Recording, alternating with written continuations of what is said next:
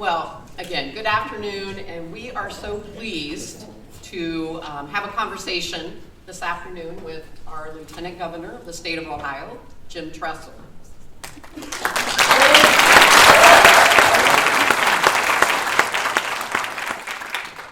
My name is Jennifer Meek-Eels, and I am Executive Director with the Ohio Workforce Association.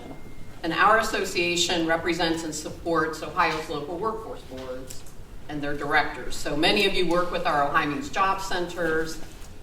We do a lot in the workforce space with funding from Department of Labor federally, as well as a lot of other support funding and collaborative initiatives like what we do with GRIT. So we're pleased to be here today. I want to introduce our conversationalists. So I first want to introduce our host today for this discussion, Ron Painter. So I've known Ron, I'm going to date us, Ron, for at least 20 years now, probably more. Ron is a gifted workforce professional. He served as CEO for the National Association of Workforce Boards for 14 years in DC. Good. And since leaving NOB, Ron is now providing consulting services and strategic planning, policy analysis, project management. He's worked with DOL, Appalachian Regional Commission, and other entities to do consulting. Ron was the founding CEO of the Three Rivers Workforce Investment Board in Pittsburgh, so no booze out there, please. He has also been teaching and an adjunct faculty member at the University of Pittsburgh. He is a former board member of the Manufacturing Skills Standards Council and the Advanced Robotics for Manufacturing Institute. So we are super pleased to have Ron here today to lead our discussion. I want to introduce our Lieutenant Governor. Jim Tressel, Ohio's Lieutenant Governor since February 2025, is a longtime leader in education and workforce development. He previously served as president of Youngstown State University, where he oversaw major improvements in student success and campus growth.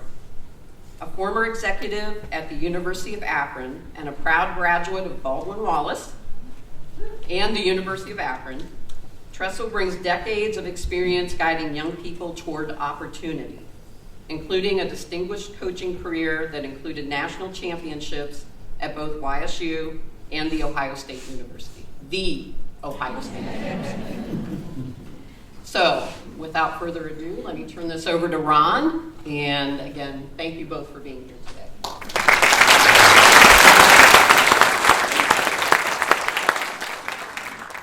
By prior agreement, I get to call you Coach, right? You can call me whatever. No. I like your admission that you're into a million different things. I love that. I know you're very, very active. You mentioned you just came from talking about fitness at one of the elementaries, and that's pretty close to your heart, right? That's a subject that you're doing a lot of work in. Talk a little bit about what kind of reception you're getting to that. Well, I hope my voice holds out. I was just at my 56th elementary school since we began this initiative, and we've got right now about 391,000 kids involved in our Youth Fitness Challenge. And the governor one day said, when we were growing up, the governor and I are the same era. And I said, yeah. He said, well, you remember when President Kennedy started the President's Council on Fitness and the President's Fitness Test? I said, oh, yeah, I remember. I was in third grade, and at gym class we were playing battle ball. And then in fourth grade we joined the Army. And all of a sudden we were climbing ropes, peg boards, 600-yard dash, sit-ups, push-ups, sit and reach. I couldn't even get past my knees. And I said, yes, Mr. Governor, I remember that, not fondly. And he said, well, we need to do something. So we got together with the Department of Health, Department of Education, a lot of teachers and principals and folks who ran fitness studios and stuff. We said, okay, The governor wants everyone served. So how are we going to create a fitness program that the youngster in the wheelchair or the youngster that has some adaptive concerns in exercise, or maybe the person that hasn't exercised much, or maybe that active youngster, how are we going to figure out a way to serve all of them? So we got together and we came up with a curriculum. It was kind of based on number one, you pick the activities you like, because there's a better chance you'll stick to it. And number two, you set your own goals, and you try to reach your goals and then set them higher and higher. And we created a 3-medal system. You can earn a bronze and a silver and a gold, and it's not a competition, it's not a test. I guess it's a challenge for you to become the best version of you can become. And so we have fitness as part of it, but we also have nutrition, which is a huge part of the healthy habits discussion. We have sleep as part of the challenge. And in their curriculum, they have booklets, and they're all cartoonish, and it's really well done by our Department of Education. And they get to fill out their things and talk about how they're feeling about it, and what they want to accomplish, and did they reach the goals, and so forth. And they have sleep challenges, nutrition challenges, cardio challenges, strength, flexibility, balance. And then the last one we do is something we call quiet time. Shep remembers quiet time. I was just going to say that was something really critical to your football teams. We always felt that if you begin your day with an attitude of gratitude within your quiet time, then you're training your mind. Because so often we wake up and think about what's not right, and all of a sudden that's where your mind ends up going. Yeah. But we would like to spend some time in quiet and win the battle for our mind. And the only thing we did in what we called our winner's manual, but now our fitness booklet, is we have to write down one thing today that we're grateful for. Could be anything. So powerful. And that's going to start how we think. So that's how it's gone. It's been so much fun going to these schools, and I have the Ohio U football players with me today over in Nelsonville, York, and wherever we go, we enlist help. I've got a lot of our former players that are doing demos and videos, and we have a YouTube channel, which the kids, once they hear we have a YouTube channel, now they're all fired up because they think they're going worldwide on TV, which I guess on YouTube they can. You really, I guess a personal favor, your alum, Pat Narduzzi, at now the University, my alma mater, University He's of one of Pittsburgh. Rick's teammates. Yeah. Pittsburgh coaches. Head coach. Pitt sometimes doesn't last the fourth quarter. Could you get him involved in this fitness? I shouldn't say that right now. I only had one ground rule. Revoke my No alumni sports. shit. No, he's done a great job over there. He has done a great job. Credit the credit. And he's got a great winner's manual of his own. Yeah. He does a great job, and he was a great player for us back in the day, and his dad was a great coach. And you're a Pitt grad. You should be his biggest booster. I am a... Get your checkbook out. That's exactly the message I get each year. They call and say, Painter, get your checkbook out. Right. Coach, I want to... you brought up the word goals, and one of the things, I'm going to do this so I can hold this up, right? Product placement. If you've not read this is a great read, and really a lot of inspiring pieces. We're going to talk a little bit about some that's in the book. But you brought it up. You had players focus on goals and purpose. Can you share what that exercise was, and what is the distinction to you between goals and purpose? Well, the one thing we all have in common in this room is that our passion is to help people reach their God-given potential. I mean, that's what you've all signed up for, right? And I think the first step is getting people to think about what it is they aspire to. Now, we divided our purpose and our goals up. We had a wheel of life at YSU and a block O of life at Ohio State. It was the same thing, just different marketing or whatever, graphics. But our purpose was threefold. One, what did we want to be spiritually, morally, ethically? We wanted our guys to think about that because that's part of the purpose of your life.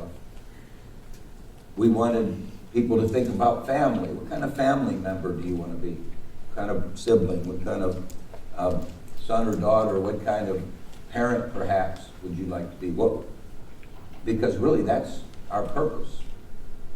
And then the third thing we had in our purpose segment of it was because we were willing to agree that we were blessed. Here we were playing football at Youngstown State or playing football at Ohio State. I mean, we're pretty blessed. Yeah. That with our blessings, we have a responsibility to care and give to others. And that's got to become a part of our purpose. And then the lower half of our wheel of life, or block O of life, was what we do. And so we wanted our guys to think about what they wanted to do. Well, we knew one of the things, they wanted to play football. So that was in our wheel, that was in our block. And we wanted them to think about what did we want to become as a football player and a football team. And we knew that they were really into their training because that's what football players are, great trainers. So we tried to have them think about what they do in terms of building healthy habits, becoming faster, stronger, more powerful, more skillful, with the hopes that, yes, that would help us win football games, but it would also help build healthy habits for life because, you know, the NFL stands for not for long. Yeah, true. Shep was in the NFL, just not for long, right? Very short Right. career. I mean, the average career is what, 3 years? You know, and then the third part of our what we do was our academics. We were there at the university, opportunity to get a degree, and think about what were we going to do outside of, you know, I knew my guy's favorite subject was football, but okay, what are your next, what else would you like to do? And then we would ask them to think about, who do I want to be? What's my purpose in life? And what do I want to do? But that's what's beautiful about this book. I know some of you were working on this today, is that the first thing that it's eliciting is you to think about what it is you'd like to do, what it is you'd like to accomplish, what you'd like to be, what you'd like to provide, and getting young people to think about that, I think is a huge first step. Because if you don't ask them to think about it, then all of a sudden they're rudderless, right? They haven't. I know I was a junior in high school and the guidance counselor called me down and said, well, you've got to start thinking about what you want to do after high school. So what would you like to do? I said, well, you know, I kind of like what I'm doing. Playing football, baseball, basketball, and chasing the girls, or, you know, whatever. I mean, I kind of like this gig. What a life, right? Good life, good life. And he Is said, he well, suggesting you interrupt that to like do this? Yeah. to think about that? Why would I think about that? What is that about? Yeah. And he said, well, I'm looking at your transcript and you have really good scores in math. I said, oh, I like math. He said, well, you ought to be an engineer. I said, you know, I don't really love trains. Yeah. You know, I'm not sure. And that was kind of a dying industry. Right, I'm not sure that's where I'd like to go. But really wasn't until then I even thought anything past living today's life. The future to a kid is tomorrow. Yeah. And getting them to think and getting your community exposed to all these opportunities we have, and there's no reason, we were talking out in the hallway there's no reason a young person can't figure out what it is they'd like to do. Now, we hope they work hard on figuring out who they are, spiritually, morally, ethically, caring about others, what kind of family person. We've got to work on that. But we're working here specifically on figuring out, think about what you could do, and we can help you get there. We've got this room full of people that can show you, oh, you like that, or you think you might like it, let's try it. And you may end up loving it and doing it for a long time. You may end up saying, I'm not sure I like that, but man, I like this. And so setting goals is so important. And I remember the first time we came in and talked to Rick and his guys, I remember talking about the fact that, life is a journey. It's a journey. And the first thing, though, you have to do is dream about your journey. Yeah. You got to set goals. You got to create a blueprint. What would I like to build my life to be?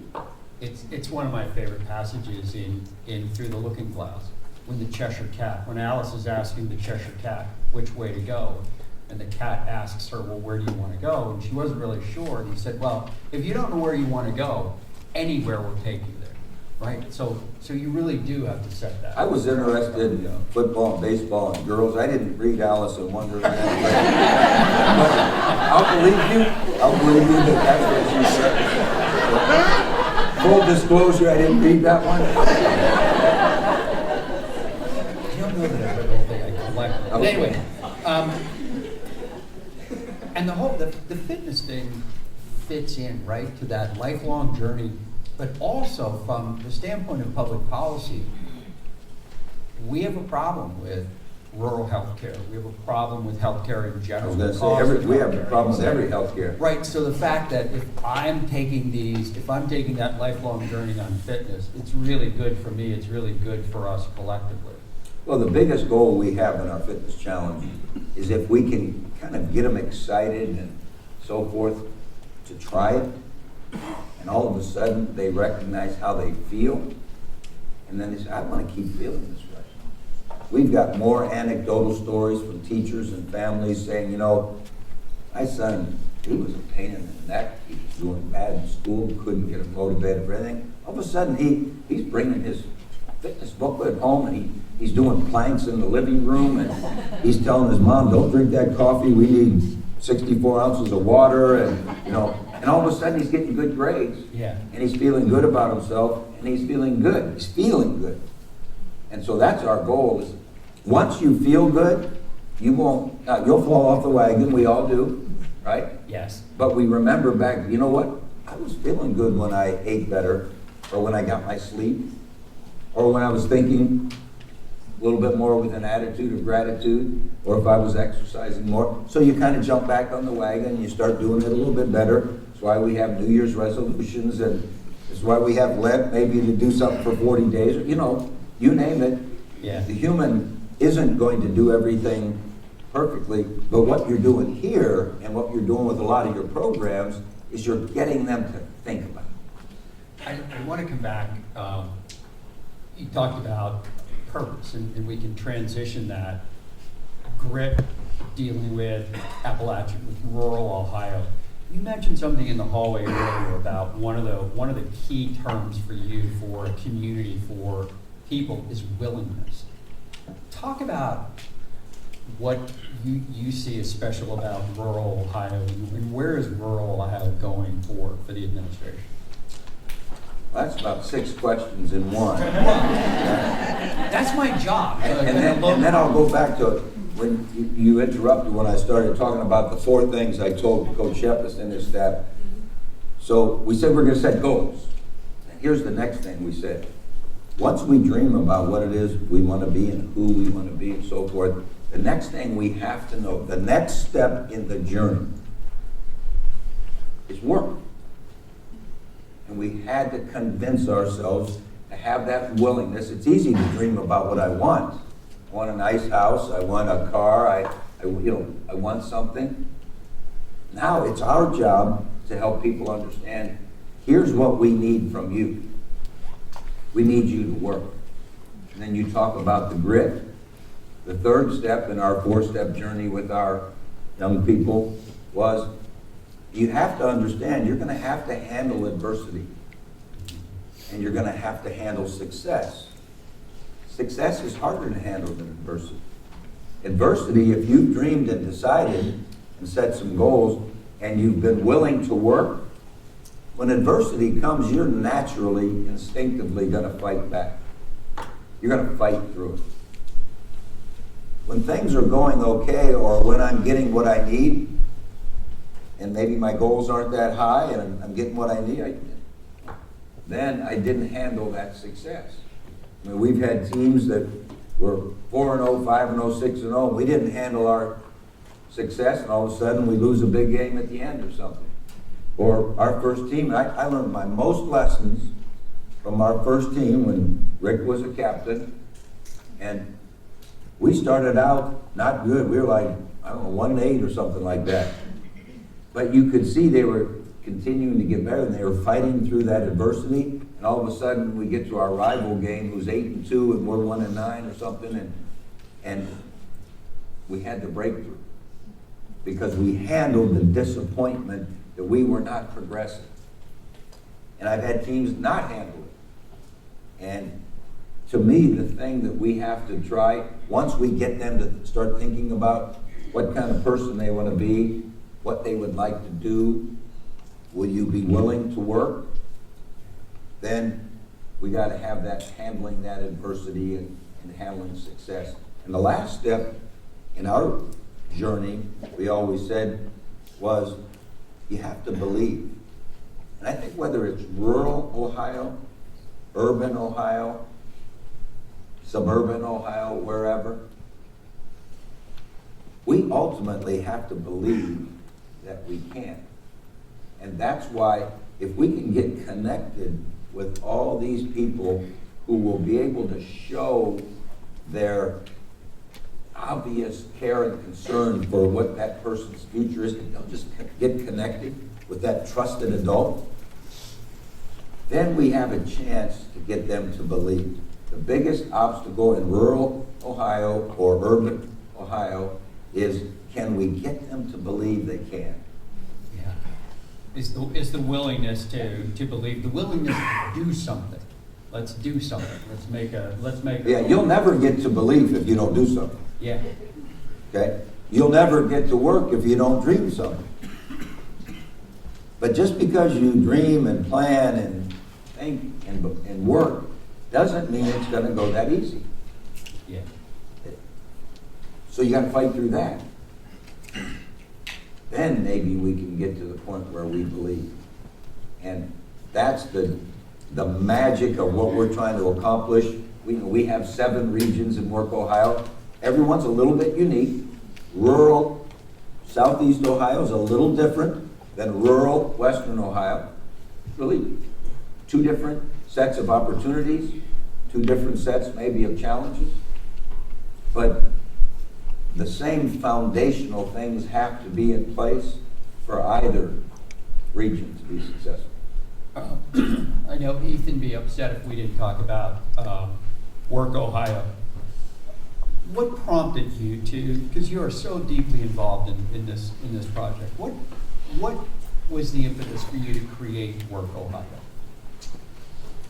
Well, Senator Husted, then was Lieutenant Governor Husted, had really been working hard throughout the DeWine administration to get that whole workforce conversation going, because he and Governor DeWine recognized that we were pretty blessed in Ohio to have more opportunities coming our way than we've had recently. And I think there's 281 new companies have come to Ohio since Governor DeWine's administration began. 1,880 companies have expanded in that time frame. And so they recognize we got to get to work on workforce, and are we providing the training facilities that we need to meet the workforce needs? So they did a great job of getting with the General Assembly, who understood that's what we needed, and got a lot of the career tech things going, a lot of funding in a lot of different ways. Some of the workforce initiatives, we have 150 workforce initiatives. You guys are part of those, funding for some of those.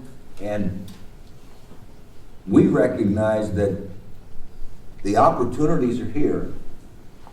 The pathway helpers, the people who can make this happen, are here. How can we make it a little bit easier to get that person in the door, to show them what they can maybe dream about, to talk to them about what we need from them, what they have to do? Yeah. Right? Okay? And so we traveled around the state, and honestly, and I'm not saying this just because President Sarah's here, but this was probably our fourth or fifth region we stopped to. We were having these roundtable discussions. Some of you were in the one, I'm sure, here. And when we were ending this one, Sarah said something along the lines of, I really do think in our region we have a lot of the pieces in place.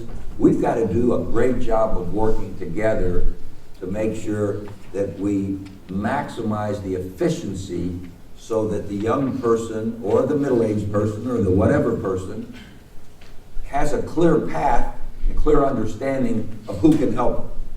And then she said, we can't worry about which one of us it is that are helping them.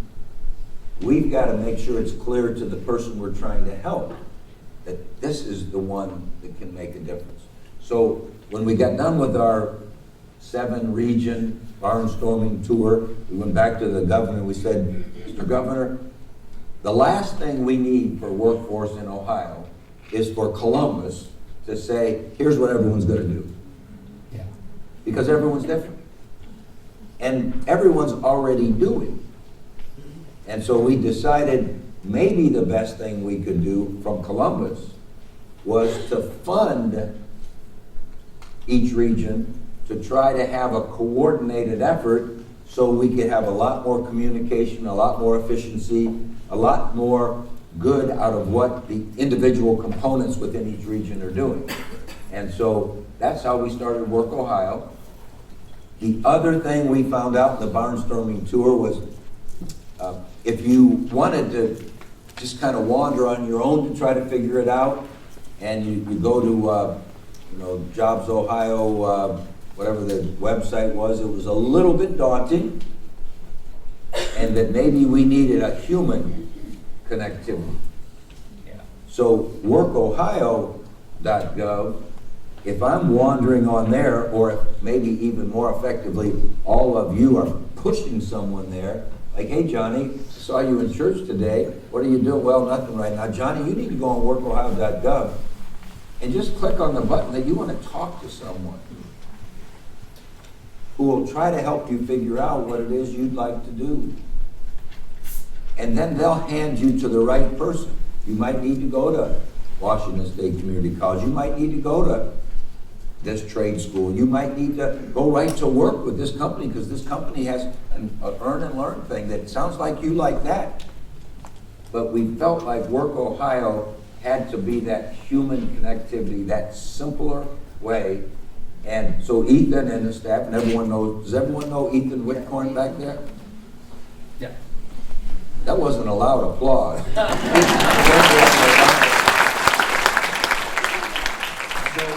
Ethan is our helper from Columbus that is just constantly traveling around to the 7 regions, talking to the hub directors and all the community connectors like all of you are. And one of his goals is to go to region by region and say, hey, you know what they're doing in Western Ohio that they were found effective? You guys might want to think about that. Or, hey, you know what they're doing up in Toledo? You know what? You might.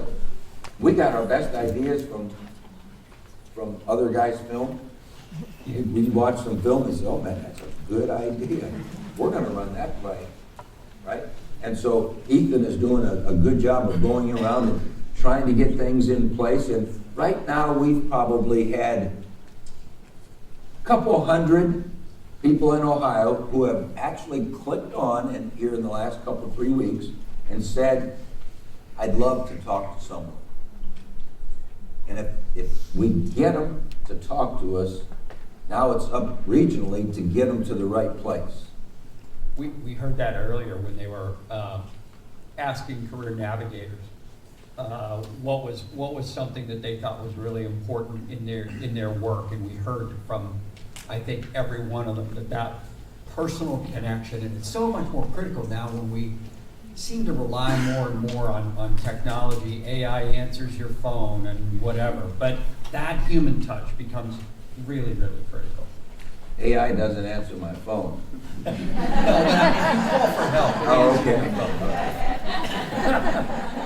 No, the human connection, Yeah. is everything. And if we can get them to the right human that's sitting in this audience, it can click, and then who knows what it can go from there. So, Governor DeWine, I've only been around him for so long, but I can tell you this, a day doesn't go by that he doesn't talk about, we've got to make sure we're here for all parts of Ohio. That we're not just here for Columbus because we have to be housed here. We're not just here for the big cities. We're not just here for the rural communities. We are here for everyone. He has done, I think, in his 7+ years, a masterful job of making sure that everyone in Ohio knows he's here to help. And if he can't get here, he'll send one of us, type thing. And so, we have some unique things in rural Ohio, I'm sure. But no one knows them better than you. What I think your unique things are, won't be as accurate as what you think. Yes, I worked in DC for a number of years and always tried to convince them that folks out there knew maybe a whole lot more than we did sitting here. I'm going to get this wrong. 218 wins, 72 losses, or something like that. You've coached. Why'd you bring up the 72 losses?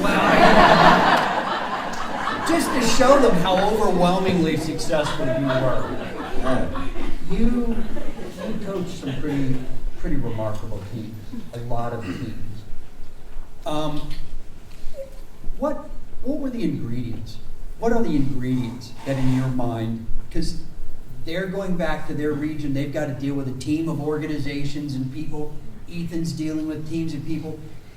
What are those ingredients in your mind that really make for a good team, a solid team? Well, one of the things in our actual winner's manual that Rick and teammates and then the Ohio State guys had, there were actually 18 fundamentals we talked about that we had to have in place. In the booklet, in the made-for-TV version of the winner's manual, they have 10 because they want to be cute and say the Big 10 fundamentals, whatever. But to me, the hardest question I ever got about the fundamentals is when I got a letter.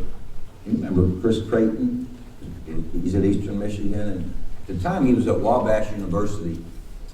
And he wrote a letter to every university coach that had ever won a national championship. And in the letter he said, I would like you to write a letter to my team. And in the letter, I would like you to share with my team what's the single most important trait that your national championship team or teams had in order to be able to accomplish at that level. And then his next paragraph was, please don't send me lots of traits. I know they had lots of great traits, but what was the single most important trait? As I read down through the 18 fundamentals we felt, I thought, well, gosh, which one is the most important? I thought, well, I can't just look at those and delineate. So I started thinking of the teams. And not just the teams that had won national championships, but the teams that had reached their potential or that had grown and become the best they could be by the end. And it really dawned on me, as I thought of it that way, was that the best teams we had, the trait that the best teams had versus the ones that maybe didn't reach their potential or didn't become as good as they could have, the ones that did were selfless. It wasn't about them. It was about the team. It wasn't about, how many catches I had or whatever. Maybe, Chuck, what are you, like the third leading receiver in the history of our school or something, or are you still first? I was never first. Oh, okay. All right. But he was close. That's humility. Right, but he didn't care really about how many, he loved to have catches. But what was most important to him was that the team got better. Or, you know, I think of so many of the guys we had that it wasn't about the newspapers writing about them or did they make all conference or whatever. You know, they would trade all of that for what the team needed. And that's what made a good team. And that's hard. It is not instinctive to be selfless. You know, we want what we want. Sometimes we think we deserve what we deserve, right? And therefore, it's something you have to work on every day. You have to remind yourself every day that what's important is what the group needs. And that's why in our definition of success that we stole from John Wooden, Yes, changed. I was going to ask you, because you changed the end of it. I know, I read the briefing. Oh, yes, you did. You did very, very well. Okay. Wooden ends his quote by saying that success is peace of mind, which is a direct result of self-satisfaction in knowing you did your best to become the best you are capable of becoming. You changed that. Yeah, we paraphrased it, although we did acknowledge him when we talked to people. We changed it to success is the inner satisfaction, the peace of mind, knowing I did the best I could possibly do for the group. Yeah. And society tries to trick us into success is doing the best I can possibly do for me. And that's natural. Mm-hmm. We're naturally selfish beings. Selfless is hard. And none of us are 100% of the time selfless. Just like none of us 100% of the time keep our fitness thing going. True. Or whatever. But I did turn down cheesecake last night. I had a donut on my way back from this thing. I'm just being honest with you. So, but if we keep talking about it and working on it, and we can get there, and that's what will be important about each of our regions in Work Ohio, is yes, we need our business to get what they need, or yes, we need our workforce initiative, you know, to have its number of people they're working with, and yes, you know, Sarah wants to have so many students, or, you know, whatever. Yes, we do want to do that. We need you to do that, but not at the expense of what the group needs. I can't want to have someone come into my program that I know really fits better in that program. And so that selflessness will be the key. Shouldn't say the key, a key. If we can convince people to be willing, now we got to be selfless of getting the willing to the right place. And not just making sure that my initiative works or my seats are full or whatever, and that's hard. Yeah. You're telling us we're running out of time, which is pretty unfortunate, but in the book, I was just really surprised, very, very pleased. Above my desk hangs a saying credit to a guy by the name of E.E. Hale. And he wrote, "I am only one, but I am one. I cannot do much, but I can do something, and all I can do, I ought to do, and by the God's grace will do." That's a pretty personally important phrase to you. Well, we stole that too, just like we stole John Wooden's deal. We didn't invent anything. We had it in our locker room, and the last thing we said in every game for 15 years at Youngstown State and 10 years at Ohio State, before we would go on the field, because we were nervous. We didn't know what the outcome was going to be, right? And we would just say that poem together in our paraphrased way, which was just a reminder that we've worked hard we've got good intentions, we think we have a good plan. Is that like the hook? Yeah, I was gonna say. I mean, I was getting right to the key No, part. I I'm almost done. Man, I've been thrown out of worse places than this. But No, Sarah, just persist. if each of us will just do what we can do in the confines of the group, what's most important to the group, then we'll be okay. I mean, seems like a perilous time here in the world, and all that, and a difficult time maybe in some of our situations. But if we keep getting people to think, if we keep demanding willingness, I mean, we can't just suggest willingness. We have to somehow convince willingness.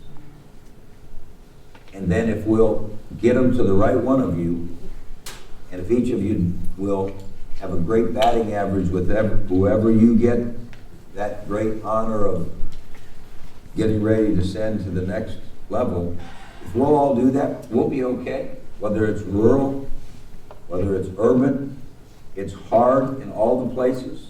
But I can tell you this, I'm almost done. Last thing. One of my former players last night I was in a meeting with, and he's got a company, and he's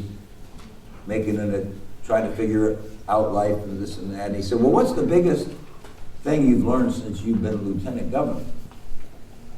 And I said, well, I have to be honest with you. I used to be a coach with 100 guys and a dozen coaches, and I was a college president with 12,000 students and 1,500 employees. 12 million people. The enormity, the complexity, the difficulty. Woo! I had no idea. Every day's a day. I'm almost done. No. Still lean forward? Okay, I'm done. No. But it is. It's hard. But this region needs you to be a selfless team, to arouse that willingness and go seek out. We got to flip up every stone. I told Ethan. He told me I was crazy. I'm going to say this on my way out. So No. I said, Ethan, we need some cool marketing things made out that says something about Work Ohio, and then have some questions. Are you looking for a job? Are you interested in upgrading? Are you interested in career change? We want to help. Just get a hold of us. And I said, I want to print these things out, and I know everyone loves technology. I said, but how about at the food bank? Everyone that gets a bag, we flip one in their bag. How about at church? Everyone's walking out of church, we hand them at church. How about we have them at the schools? How about at the rec centers? How about if we put them everywhere? Just so we can bombard them and say, we're here. We got the team here ready to help you. We need to find out who you are. And I hate to say it, just like you have to drag me off the stage, we have to drag them in to get some help. That's where we are. Ethan, have you worked on that yet? It looks blank to me. We're gonna get it on the way out, right? But thanks for what you're doing, because you guys, it's obvious you work together. We can work together even more. And we appreciate the way that you've guided us to see how we can help a little bit. But really, it's going to be up to you to flip up those stones and find those people, get them to understand. You got to have some skin in the game. We'll show you, but you can do it. And that's where we are. I'm out of here. I don't know how long you're staying. No.